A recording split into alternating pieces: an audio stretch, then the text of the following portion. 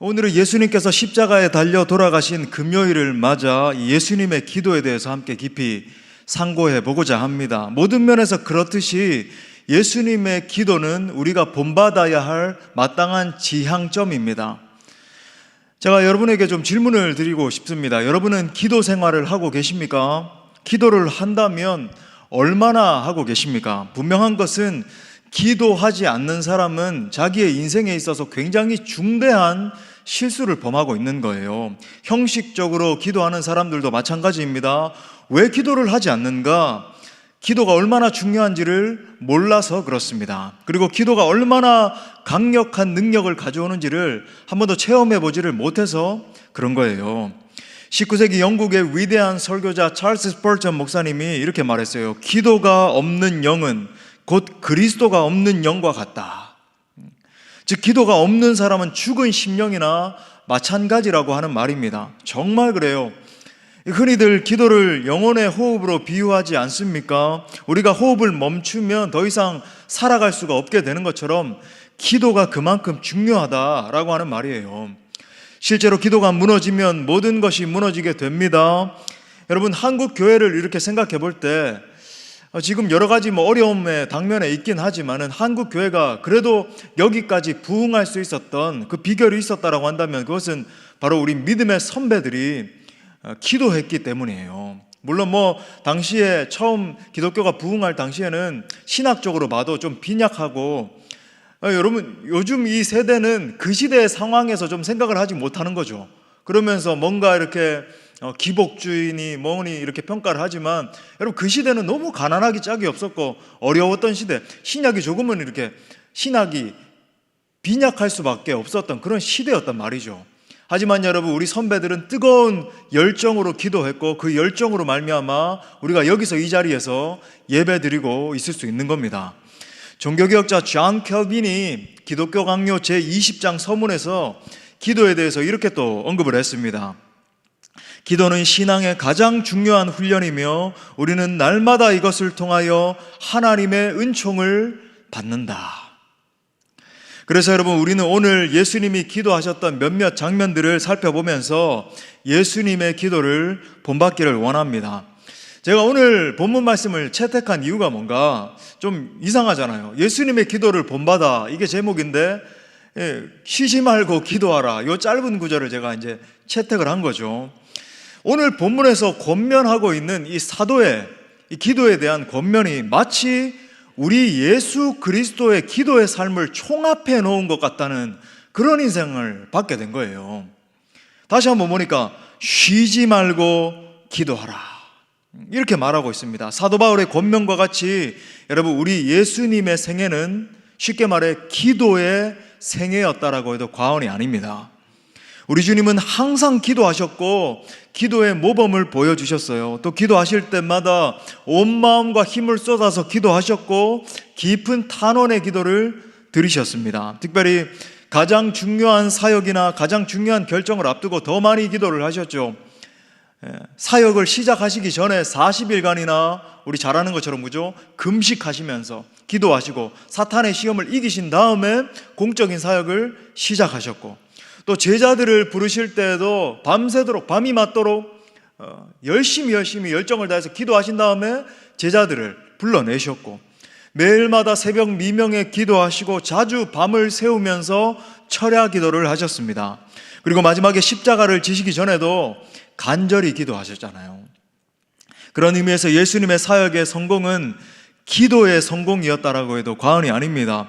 이 땅에서 사역하실 때 정말 많이 고단하시고 피곤하시고 수많은 사람들이 몰려오면서 많은 사역을 감당하셔야 했지만 기도할 때 하늘 아버지께서 부어주시는 능력과 기쁨이 예수님에게 충만하게 임한 것입니다.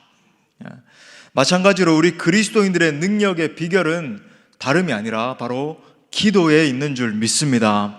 온 우주의 능력과 권세를 지니신 분이 내 삶을 통치하시도록 만드는 비결도 바로 기도에 있어요. 그래서 우리는 오늘 이 예수님처럼 기도하는 법을 배우기를 원합니다. 제가 크게 두 가지로 살펴보려고 하는데, 첫 번째는 예수님의 기도의 원리를, 우리 많은 시간은 없으니까 금요일이니까 이렇게 원리를 좀 이렇게 요약해서 살펴보고, 두 번째는 예수님의 기도의 특징에 대해서 우리가 배우면서 또 그렇게 따라서 이렇게 본받기를 원합니다. 정말로 예수님 기도해 주셨던 것처럼 물과 피를 쏟으시면서, 그죠? 이 땀이 피로 변하실 정도로 열정적으로 기도하셨던 것처럼 우리도 그 예수님의 기도가 우리 모든 성도들 가운데 회복되는 역사가 일어날 수 있기를 축복합니다. 자, 첫 번째 예수님께서 기도하신 원리예요. 요거 이제 간단하게 세 가지로만 이렇게 좀 정리를 하겠습니다. 자, 첫 번째는 예수님은 습관을 조차 기도하셨습니다. 우리 한번 따라합시다. 습관을 조차 기도하셨다. 자, 누가복음 21장 37절에 보니까 이렇게 말하네요. 예수께서 낮에는 성전에서 가르치시고 밤에는 나가 감람원이라 하는 산에서 쉬시니. 그 다음에 누가복음 22장 39절에 보니까 예수께서 나가사 습관을 따라 감람산에 가심에 제자들도 따라갔더니. 여러분 보십시오. 예수님께서는 낮에는 이 사역을 열심히 감당하셨어요. 수많은 사역을 감당하셨죠. 많은 병자들을 치유하실 뿐만 아니라 서서 말씀을 증거하시고, 또 사람들이 몰려오면 여러 가지 귀신을 쫓아내시고 병든 자들을 치유하신 다음에 밤이 됐을 때는 쉬시면서 기도하기 위해서 어디에 갔다 그럽니까? 예, 맞아요. 감람산에 오르셨다, 이렇게 말을 하고 있는 겁니다. 소위 여러분, 예수님은 기도의 장소에서 이렇게 시간을 보내신 게 단순히 그냥 이렇게 계속적으로 기도만 해가지고 하늘의 영권, 이것도 중요하지만 총체적 삶의 회복이 있었던 그런 장소였던 거예요. 감람산에서 쉬시면서 이 마음적으로나 여러 가지 지친 육신이 회복되실 뿐만 아니라 또 깊이 기도하는 가운데 하나님을 만나셨다. 특히 여기서 이제 습관이라고 하는 단어가 적혀 있는데 헬라어로 에토스라고 하는 단어가 적혀 있거든요. 이건 뭐냐면 몸에 배인 어떤 행동 패턴, 완전히 몸에 배어버린 그런 걸 이야기를 하는 거예요. 그러니까 뭔가를 이런 겁니다. 예수님이 지금 감람산에 오르신 게 그냥 이렇게 충동을 따라 오르신 게 아니라 계속적으로 지속 반복하다 보니까 습관에 배어버린 그런 걸 말하는 거예요. 예수님 처음으로 감람산에서 기도하신 게 아니라는 거죠. 습관적으로 계속 감람산에 나가셔서 육신적으로도 충족함을 얻으시고 또 기도하면서 하늘의 권능을 입으신 겁니다. 여러분도 이런 패턴을 본받으셔야 합니다. 이걸 우리가 본받기 위해서 제가 설명드리는 거예요. 어떤 분들은 기도하라고 권면을 하니까 목사님 저는 생활 속에서 계속 기도를 합니다. 그런 분들 사실 생활 속에서 잘 기도 안 하거든요. 제가 다 알지. 저는 일하면서 생활 속에서 기도를 합니다. 여러분 그래가지고 물론 제가 무시로 기도하는 것, 성령 안에서 무시로 계속 기도하는 것, 그건 정말 중요해요. 여러분 그것에 대해서 제가 폄훼하는 건 아닙니다.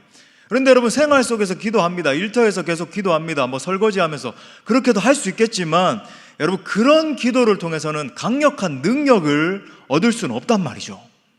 어떻게 하면은 강력한 능력이 임하고 성령의 충만함을 덧입게 돼서 하나님의 사역에 적극적으로 동참하고, 그죠? 능력이 나타나고 병든 자가 치료되고 귀신이 떠나가고 이런 사역을 할 수 있는가?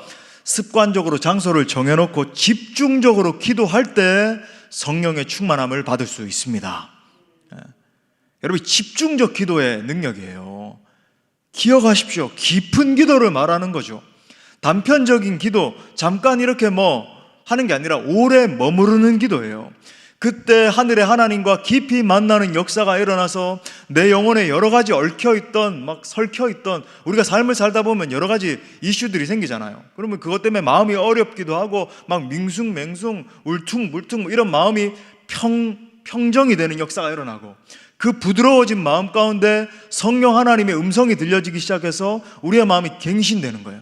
새로워지는 겁니다. 그 부드러워진 마음밭에 성령께서 말씀하시는 거죠.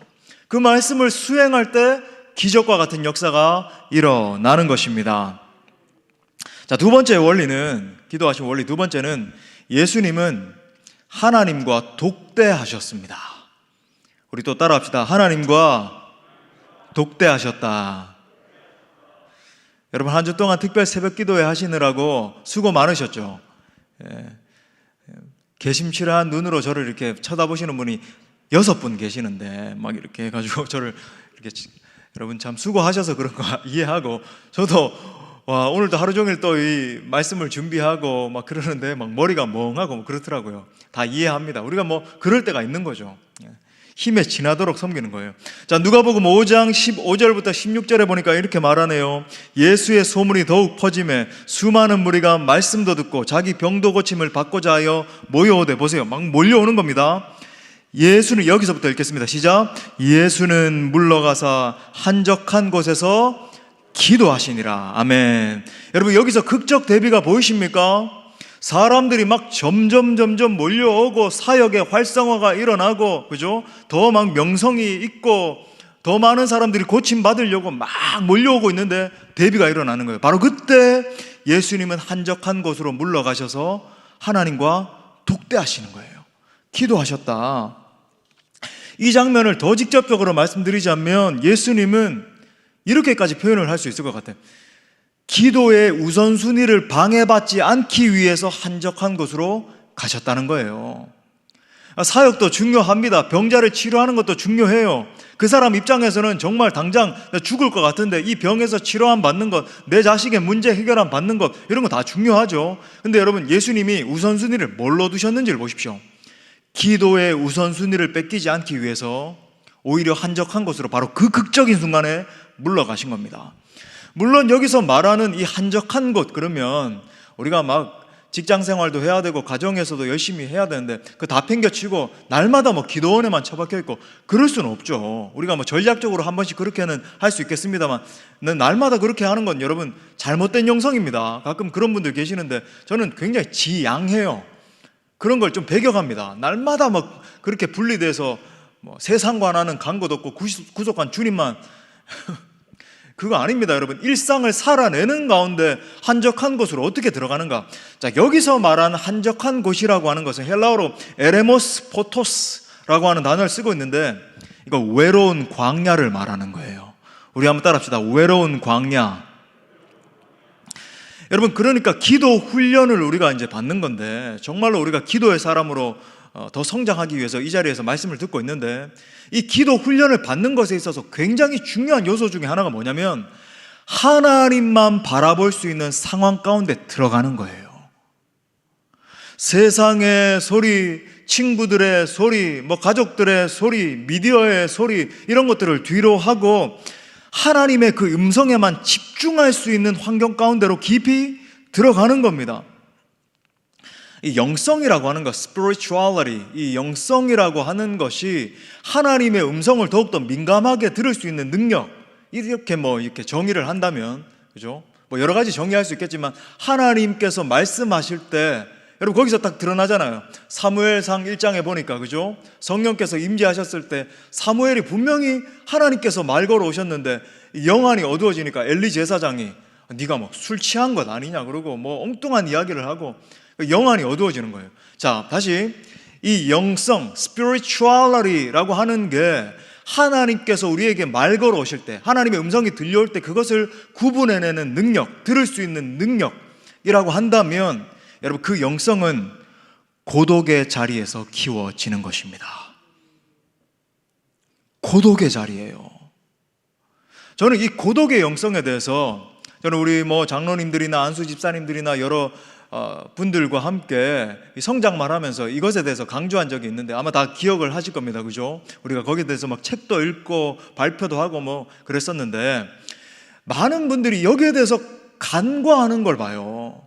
집단적인 영성은 우리 한국교회에 그게 좀 이렇게 많이 개발이 되어 있습니다만 집단적인 영성은 강합니다. 뭐 모이면 부르짖어 기도도 하고 물론 그것마저 지금 뭐 제가 볼 때는 95% 이상 교회들이 다 식어버렸습니다만은 한때는 뭐 집단적 영성이 강했잖아요, 우리 한국은. 그런데 한 가지 간과했던 게 뭐냐면 이 고독의 영성이에요.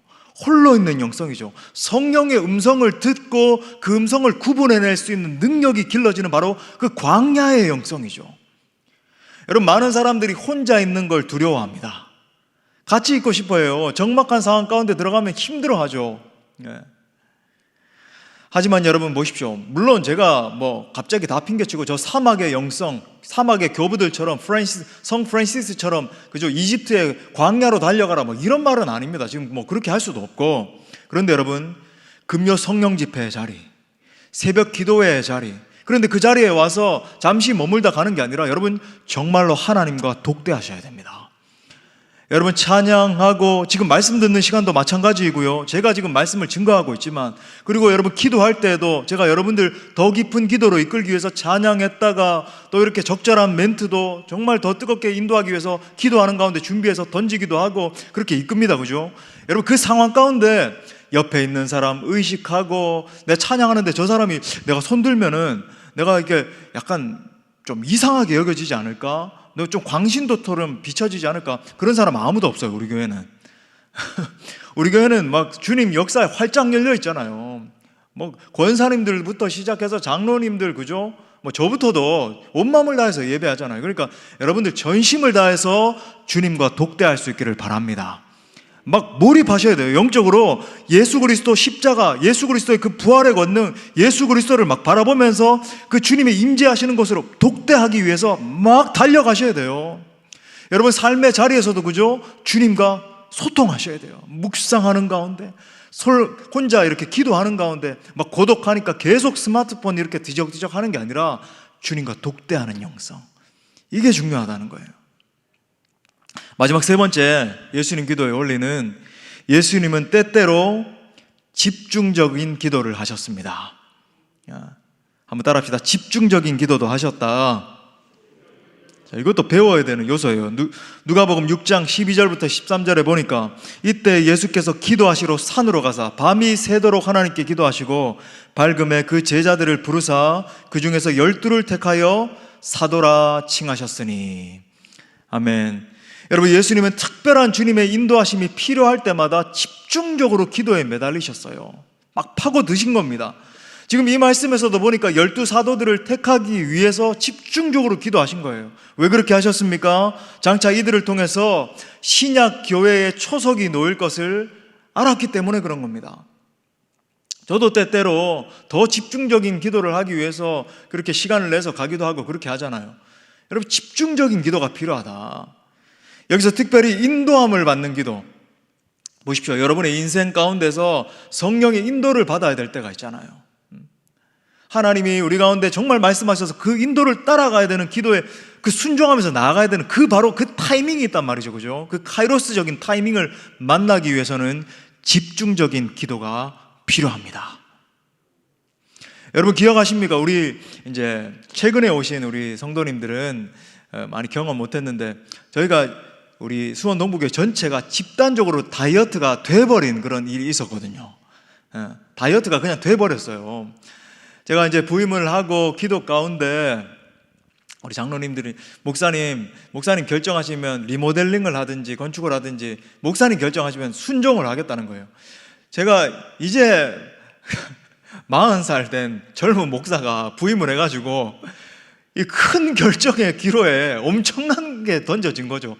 와, 이건 정말 부담도 되고, 그래서 제가 정말로 뜨겁게 기도하는 많은 기도의 사람들에게, 전 세계에 흩어져 있는 저를 위해서 중보 기도해 주시는 분들이 계시거든요. 그분들에게도 막 기도 부탁도 하고, 멘토분들에게도 기도 부탁을 하고, 저도 막 해서 3주간 기도를 한 다음에 결정을 해서 건축을 합시다 이렇게 말을 하니까 정말로 우리 모든 장로님들이 기쁜 마음으로 아멘, 그러면서 우리 정말로 마음을 하나로 모읍시다 그렇게 말씀을 해주셨어요. 그래서 얼마나 참 감사했는지 모르겠습니다. 그 다음부터 우리 가운데 다른 말이 한 번도 나오지 않았어요. 근데 그렇게 건축을 선포하고 처음으로 했던 게 뭔지 아십니까? 우리가 집중적으로 기도의 영성을 더하기 위해서 40일 동안 아침 금식했어요. 정말로 온 성도들이, 물론 뭐 참석하지 못한 분들, 또 당뇨나 이런 질병 있는 분들은 하면 안 되잖아요. 위험하잖아요. 그러니까 그런 분들은 어쩔 수 없지만은 대부분 성도들이, 그러니까 막 전부 다 놀랍게 살이 막 5kg씩 6kg씩 빠지고, 그죠? 뭐 날마다 보면서 출렁출렁 하던 이 배가 어느 날 다 들어가가지고 얼마나 막 잘생겨지고 멋있어지고. 여러분 뭐 10분 20분 기도한다고 기도의 능력이 더해지는 게 아닙니다. 때때로 여러분 기억하십시오. 몇 시간씩 한번 해보세요. 우리 멘토 목사님 한 분은 이렇게 한번 기도를 했대요. 한 4시간을 작정을 하고 기도를 해서 내가 정말 능력을 얻어야 되겠다. 그러고 나니까 얼굴에 광채가 나는 것 같더랍니다. 거울을 딱 보니까. 그래가지고 집에 가가지고 사모님한테 내 얼굴에 광채가 나는 것 같지 않냐고. 그러니까 사모님이 땀났어요. 이랬대요. 참 이렇게 영의 눈이 어두워지면 여러분, 또 때로는 작정을 하고 며칠씩 금식하면서 아버지여 은혜를 더하여 주옵소서, 하나님의 뜻을 분별하길 원합니다. 하나님의 과연 뜻이 무엇입니까? 기도하면서 그렇게 집중적으로 기도할 때 하나님의 특별한 인도하심을 받게 되는 줄 믿습니다. 사랑하는 여러분, 저는 여러분의 심령 속에 정말로 집중적으로 기도하고자 하는 열망이 일어났으면 좋겠어요. 왜 그런가? 왜 정말 우리가 집중적 기도의 영성을 키워야 되는가? 이 시대 상황을 보라고요. 이 시대의 영적 황폐함을 보십시오. 죄와 사망과 전쟁과 절망이 온 세계를 뒤덮고 있는 걸 여러분 보십시오. 한국 사회와 교회를 바라볼 때에 하나님을 경외하는 다음 세대가 점점 더 사라지고 있는 여러분, 이 영적 현실을 보라고요. 저는 무엇보다 이 시대에 정말 절박하게 필요한 것이 부흥이라고 생각을 합니다. 부흥은 단순히 개인의 심령의 변화가 생기는 것, 그런 걸 말하는 게 아니에요. 성경과 기독교 역사가 말하는 그 진정한 부흥, 제가 지금 여러분들에게 말씀드리고 있는 그 진정한 영적 부흥은요, 교회와 사회와 민족과 역사가 뒤바뀌는 놀라운 성령의 영광의 임재인 거예요. 하늘의 하나님께서 하늘을 가르고 이 땅 가운데 임하시는 사건인 겁니다. 여러분, 부흥이 일어나면 저와 같은 목회자들의 마음 가운데 변화가 일어나기 시작해요. 목회자들의 이 말씀이 딱딱해져서 굳어있고 능력이 없고 강단들마다 메말라져 있는 상태에 여러분, 그 마음 가운데 갈라지는 역사, 새로워지는 역사가 일어나기 시작해서 새롭고 신선한 말씀이 선포되기 시작하고 능력의 말씀이 성도들의 심령을 찔러 쪼개는 역사가 일어나기 시작하는 겁니다.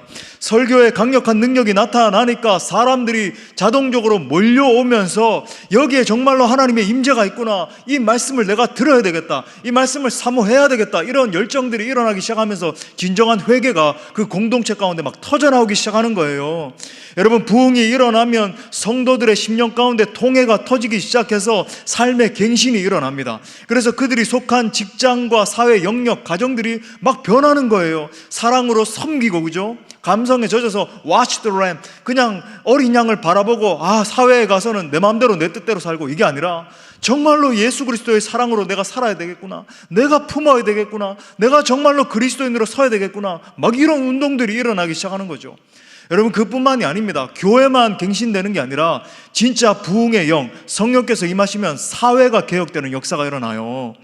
막 진동하는 거죠. 그 교회가 속한, 그 공동체가 속한 이 지역 사회에 소문이 퍼지기 시작하는 겁니다. 저 교회에는 뭔가 이상한 일이 일어나기 시작했대. 사람들이 막 몰려들기 시작했대. 저 교회 한번 가봐야 되겠어. 메시지를 들어야 되겠어. 그러면서 그 지역이 점점 시대가 시간이 가면 갈수록 막 변화되는 사람들이 일어나기 시작하는 겁니다. 하나님의 영광이 회복되는 거예요.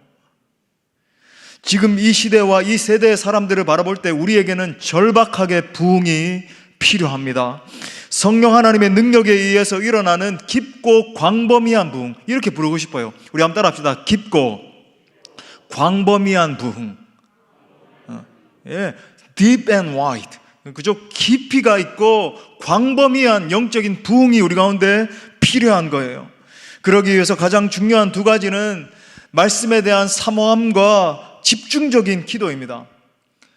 이 성령의 사람 R.A. 토레이 목사님이 이런 끈질긴 기도에 대해서 아주 재밌는 표현을 썼는데, 거룩한 뻔뻔함이라고 그랬어요.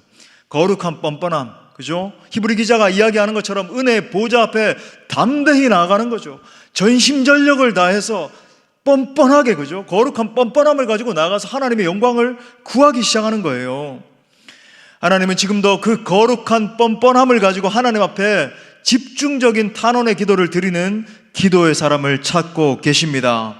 주님은 그 사람에게 성령으로 기름 부어 주셔서 나라와 민족과 열방을 살리는 도구로 사용해 주시는 거예요. 두 번째로, 첫 번째 포인트만 했는데 이렇게 그래도 두 번째도 해야 되겠어요. 자, 우리 예수님의 기도의 특징입니다. 자, 누가복음 22장 44절 말씀, 요 한 절만 우리가 집중적으로 살펴보고 요약하고 마칠게요. 우리 한번 뜨겁게 읽겠습니다. 시작. 예수께서 힘쓰고 애써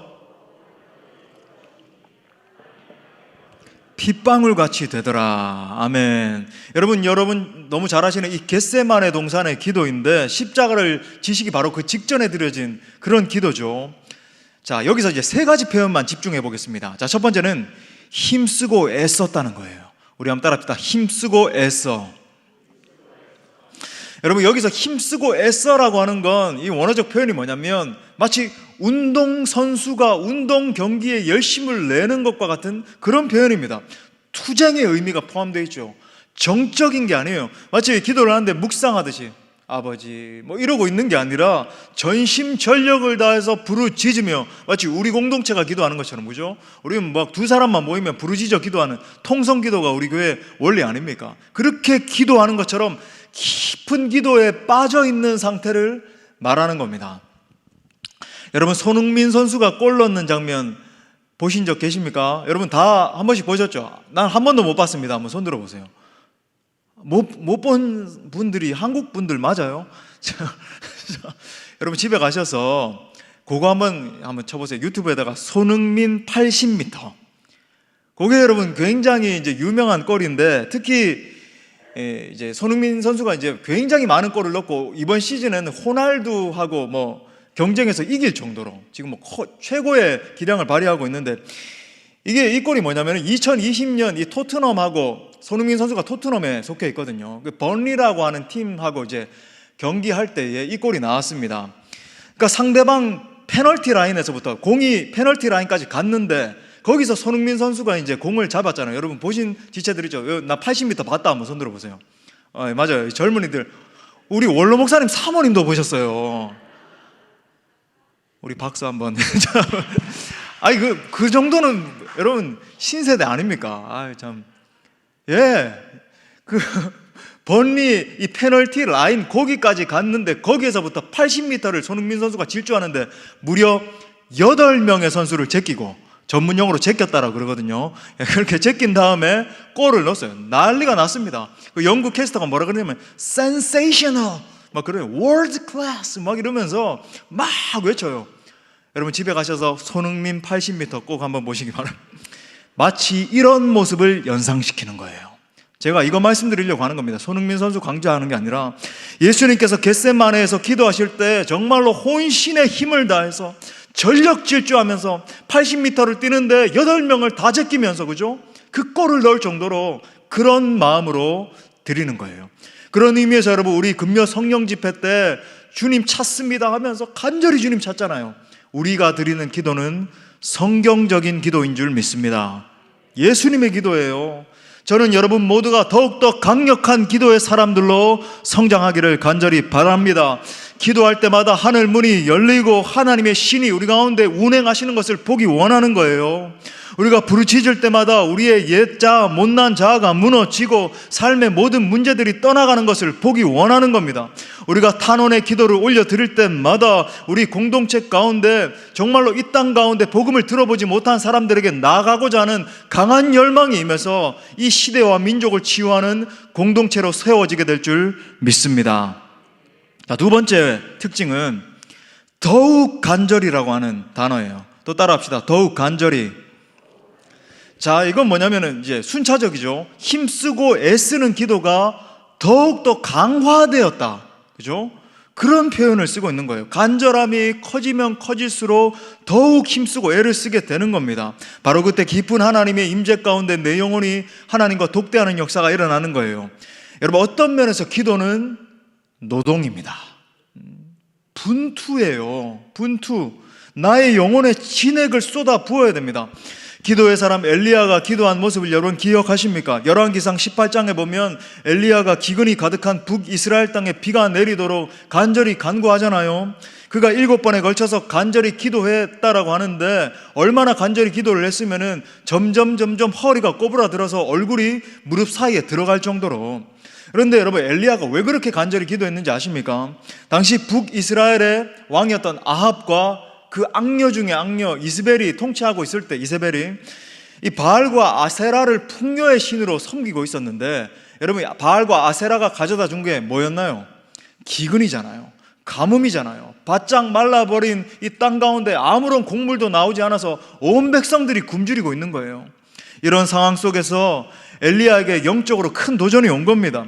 엘리야가 섬기는 하나님께서 비를 내려주셔야지만 하나님이 이 바알과 아세라와 비교 우위에 서서 정말로 진짜 살아계신 신이다, 이렇게 입증이 되는 거죠. 그러니까 여러분, 이 불의 투쟁이잖아요.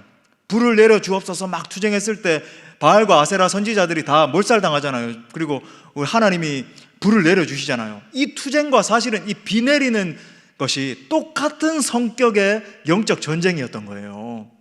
무슨 말인가? 그때 엘리야는 하나님의 이름에 명예를 걸고 기도를 하고 있었던 겁니다. 그러니 비가 오지 않는다라고 중도에 포기할 수 없었던 거예요. 엘리야가 언제까지 기도했는가? 비가 올 때까지, 응답이 임할 때까지. 여러분, 이게 중요한 거예요. 제가 누누이 가르치는 것, 우리 한번 따라합시다. 응답이 올 때까지, 비가 올 때까지. 이게 중요하다. 다시 말해 여러분, 그의 기도의 동력은 강한 사명의식이었습니다. 자, 우리 예수님도 마찬가지예요. 지금 예수님은 온 인류의 죄악을 짊어지고 십자가에 달려 돌아가셔야만 되는 절체절명의 순간이죠. 예수님이 그 엄청난 십자가 고난을 견뎌내서 결국 수많은 죄인들을 건져내기 위해서는 더욱 간절한 필사적인 기도가 필요했던 겁니다. 즉, 예수님의 기도의 동력은 강한 사명의식이었습니다. 엘리야도 강한 사명의식이었어요. 예수님도 강한 사명의식 때문에 이렇게 기도할 수 있었던 겁니다. 여러분, 우리가 어떻게 해야 더욱 간절한 기도가 우리의 중심으로부터 터져나올 수 있는가? 강한 사명의식입니다. 따라서 선포합시다. 강한 사명의식. 부패한 이 시대와 힘을 잃어버린 이 세대의 믿는 자들의 현실을 바라보면서 정말 하나님의 살아계심을 입증하고자 하는, 하나님 나의 중심 가운데, 나의 삶 가운데 성령으로 기름 부어주셔서 하나님 정말로 나는 비천한 존재이지만 주님 손에 붙들린 바 되어서 이 시대를 개혁하는 일에 날 써주시옵소서. 내게 성령을 부어주시사 우리 공동체에, 우리 공동체 다음 세대에 성령으로 충만하게 임하여 주시사 하나님의 영광을 선포하는 다음 세대가 일어나게 하여 주옵소서. 이런 강한 사명의식이 절박하고 강렬한 기도의 토대라고 하는 거예요. 자, 마지막 세 번째. 자, 빨리 하겠습니다. 핏방울 같은 땀이에요. 또 따라 선포합시다. 핏방울 같은 땀. 우리 팔레스타인 지역은 낮에는 무덥고 밤에는 매우 춥습니다. 제가 거기서 이제 찬양 사역도 하고, 그죠? 했었던 기억이 있다 그랬잖아요. 찬양을 인도를 하는데 얼마나 밤이 됐는데 낮에는 막 타 들어갈 것 같고 밤에는 막 추워가지고 덜덜덜덜 떨면서 그렇게 인도를 하고. 근데 여러분, 오늘 말씀을 보세요. 우리 주님의 온몸에서 그 밤에 기도를 하시는데 팔레스타인의 그 추위에서 땀이 내리기 시작하는데 이게 피로 변할 정도로, 피처럼 변할 정도로 얼마나 사력을 다해서 기도하셨으면 땀이 핏방울과 같이 되었다. 제가 이거 인용하고 말씀 마치고 싶어요. 놀라운 기도의 사람 E.M. 바운즈는 그의 책 기도의 능력에서 이렇게 말합니다. 우리 모두가 정말로 가슴에 새깁시다. 하나님은 사람을 통해 일하신다. 오늘날의 교회가 필요로 하는 것은 더 많은 혹은 더 나은 기구가 아니다. 새로운 조직이나 혹은 더 뛰어나고 고상한 방법이 아니다. 오히려 성령이 들어 쓰실 수 있는 사람, 기도의 사람, 기도의 능력이 있는 사람이 필요하다. 성령은 방법을 통해 일하지 않고 사람을 통해 일하신다. 성령은 기구에 임하시는 것이 아니라 사람에게 임하신다. 어떤 기구, 그죠? 단체에 임하는 게 아니라는 거예요. 성령은 계획에 기름 부으시는 것이 아니라 사람, 그것도 기도의 사람에게 기름을 부으신다. 설교자에 관해서도 모든 것은 설교자의 영적인 성품에 달려있다. 우리 설교자들이 들어야 돼요. 진정한 설교는 골방에서 만들어진다. 사람, 즉 하나님의 사람도 골방에서 만들어진다. 기도가 사람을 만든다. 기도가 설교자를 만든다. 기도가 목회자를 만든다. 기도 없이 하는 설교는 죽이는 것이다. 저는 여러분 청년 때 이 글을 읽고 얼마나 하나님 앞에 막 가슴을 치면서 하나님 앞에 나갔는지 몰라요. 자, 다시. 기도 없이 하는 설교는 죽이는 것이다. 다른 번역에서는 살인이다. 기도하지 않는 설교가는 생명을 일으키기는커녕 죽음만 야기시킨다. 기도에 약한 설교가는 생명을 주는 능력에 약하다. 기도를 은퇴한 설교가는 그의 설교에서 생명을 주는 능력을 벗겨버린 것이다. 직업적인 기도가 있고 앞으로도 있겠지만 직업적인 기도는 설교가 오히려 살인적인 일을 하는데 도움이 된다. 직업적인 설교는 설교와 기도 모두를 냉랭하게 하고 죽이는 것이다. 사랑하는 성도 여러분, 이 시간 성령께서 여러분 모두의 심령을 새롭게 해주시기를 바랍니다. 그래서 우리가 정말로 의무적으로 하는 기도를 벗어버리고 성령의 기름 부으심을 받는 진정한 기도의 사람들로 일어나길 원해요. 여러분, 기도는 모든 것에 영향을 미칩니다. 예수님에게 기도는 생명과 같았어요. 예수님의 세계는 기도로 시작했고 기도로 진행되었고 기도로 마쳐졌습니다.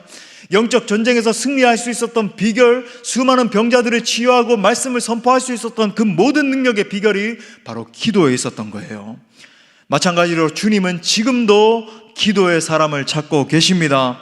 우리 모두를 기도의 자리로 초청하고 계시는 거예요. 주님은 지금도 기도의 사람을 찾아내셔서 그에게 능력으로 부어주셔서 이 시대를 치유하는 하나님의 도구로 써주시는 것입니다. 아무쪼록 예수님의 기도를 본받기를 소원하는 심령마다 놀라운 기도의 영권을 소유하게 되는 축복이 함께 할 수 있기를 간절히 축원합니다. 우리 다시 한번 말씀을 주신 하나님께 영광의 박수 올려드립시다. 우리 뜨겁게 찬양하고 우리 기도하며 나아갑시다.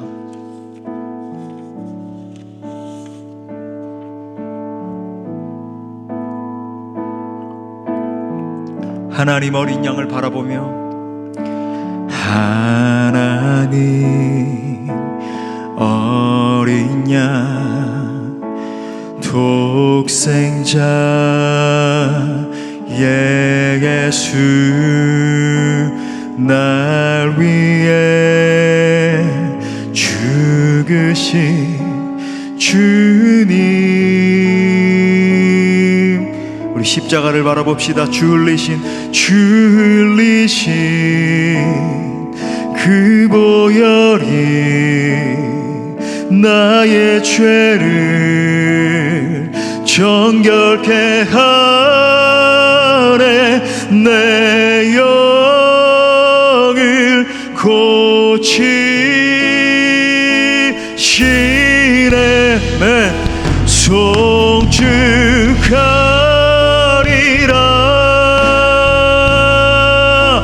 화목해 하신 주 나의 모든 죄 깨끗게 하셨네. 아멘. 송축하리라. 송축하리라.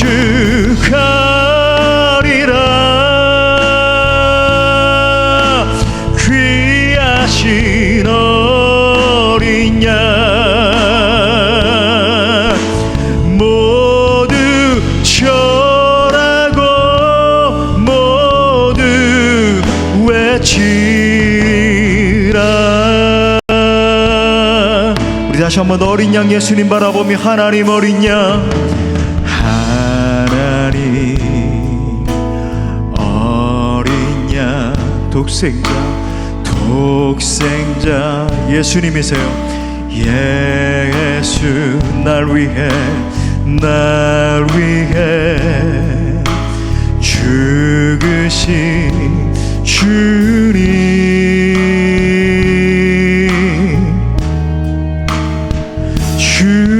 줄리신 그 보혈이 나의 죄를 어떻게 합니까? 정결케 하네. 내 영을 고치. 우리 두 손 높이 들고 선포합시다. 송축하리라. 화목해 하신 주 나의 모든 죄 깨끗게 하셨네. 송축하리라.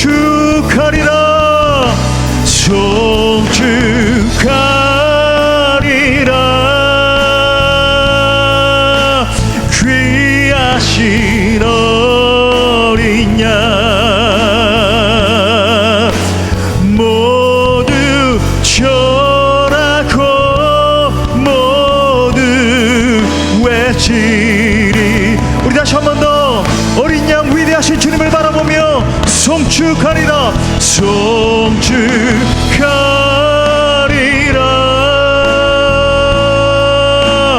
화목해 하신 주 나의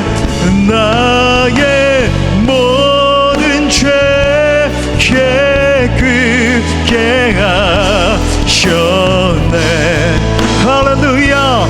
송축하리라. 송축하리라.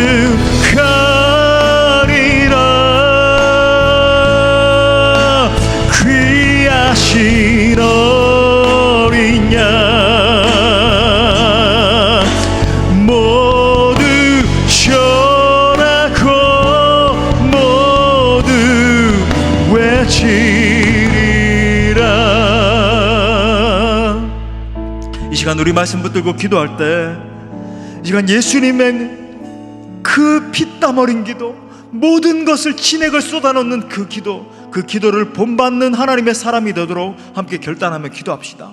하나님은 지금도 진실한 기도의 사람, 성실한 기도의 사람, 깊은 기도의 사람, 절박한 기도의 사람을 찾고 계십니다. 왜 쓰임받지 못하는가? 왜 문제 속에만 갇혀 있는가? 기도하지 않기 때문에 그런 거예요. 이 시간 십자가를 지신 어린 양 예수님을 바라보며 결단하며 기도합시다. 하나님, 내가 예수님의 기도를 본받기를 원합니다. 내게 예수님에게 부어주셨던 그 기도의 영을 부어주옵소서. 강력한 불을 부어주옵소서. 눈물의 기도, 단식의 기도, 하늘을 뒤흔드는 기도가 터지게 하여 주옵소서. 다 함께 주님 찾습니다. 주여, 주여, 주여.